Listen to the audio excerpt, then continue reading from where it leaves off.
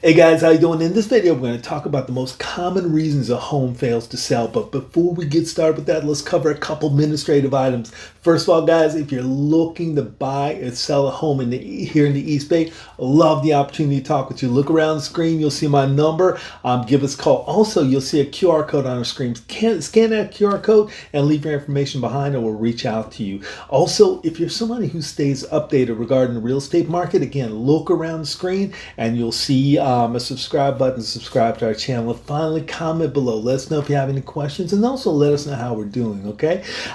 Again, as I said earlier, in this video, we're going to talk about the most common reasons that a home doesn't sell or fails to sell. Now, there's really two reasons. Number one, the home's overpriced. Number two, the buyer cannot get in to see the home and things. Those are basically just the death wish for a home. Let's talk a little bit first about overpricing. First of all, the reason we're not going to be talking about other things like the condition of the home or location and so forth is because pricing can be adjusted to make any home attractive. So if the condition of the home is not up to snuff for the neighborhood and so forth, you price it lower. You're going to find a buyer for it. But the one thing that's going to kill the transaction and the home's not going to sell is if the home is overpriced. So let's talk about that a little bit.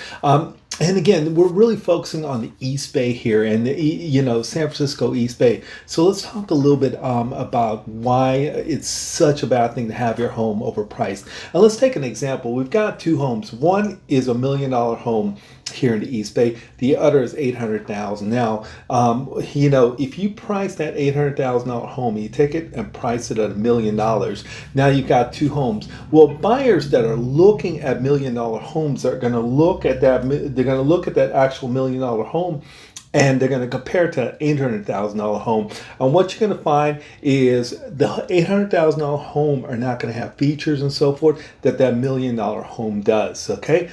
So what's going to happen is that buyer is going to move on and just simply leave that $800,000 home, and that's going to happen in each situation. So there may not be features. The $800,000 home may not have features and so forth that the $1 million home does. Okay, so you've got people looking at it. They're looking for $1 million homes, and that $800,000 home is just not stacking up to the $1 million homes.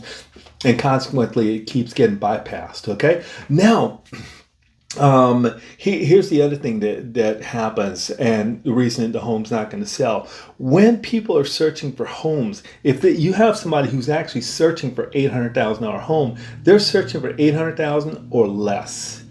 $800,000 or less. So if you're priced at $1 million, those buyers who are actually looking for $800,000 in their home, they're actually not ever going to see that home. And sometimes it's as little as $5,000. So you may have homes that are, say, priced at $805,000, and again, buyers looking for that $800,000 home, they're looking at $800,000 or less. $800,000 or less, and they're missing that $805,000. So the buyers that you're now looking at are looking to buy $900,000 or $825,000, $850,000 homes, and that $805,000 home is just not getting the attention. So it's real important that the home is priced correctly. Now, one of the things I always tell people as I work with, what's really going to drive pricing is demand for that home. Okay, demand for that home is going to be the center of driving pricing and getting the best price you can for that home. And one of the ways of creating demand is pricing for it. Create a price that's going to bring a lot of people to the home. Now, we do that simply by a couple things. First of all, we look at active listings on the market because that tells us what our competition is. So we're going to look at active listings that are similar to the one we're trying to sell, and that's going to help us price competitively against those other listings. Okay, and that's going to help bring buyers to our home. The other thing is we look at pending listings, because pending listings are going to tell us what homes that successfully went in the contract were listed at. And that's going to give us an idea of what buyers out there are looking for. And so by looking at those two things, we're going to be able to price in such a way to create demand and bring a lot of buyers to the home. Now, That's pricing. The other thing I spoke about was an inability of a buyer to really be able to see a home. Nobody's really going to buy a home if they cannot see it, okay? Whether it be a video of the home, picture of the home, or actually visiting the home. Sometimes we'll have folks from out of state that will actually make a bid on a home and maybe even get in the contract before they actually see the house and things. Um, so it's important to have good pictures out there. If there's no pictures, it doesn't matter what the price is of the home and so forth. Nobody's going to go in there and take a look at it. Also, one of the things, one of the ways to really ensure that you're getting top dollar, your home's got to be easy for people to visit. Okay.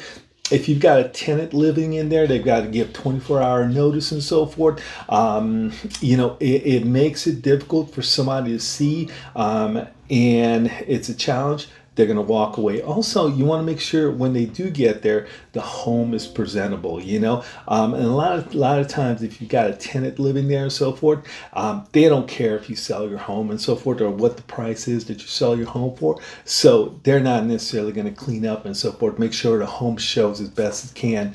And they're not necessarily going to make it easy for you for somebody to be able to get in and see the home.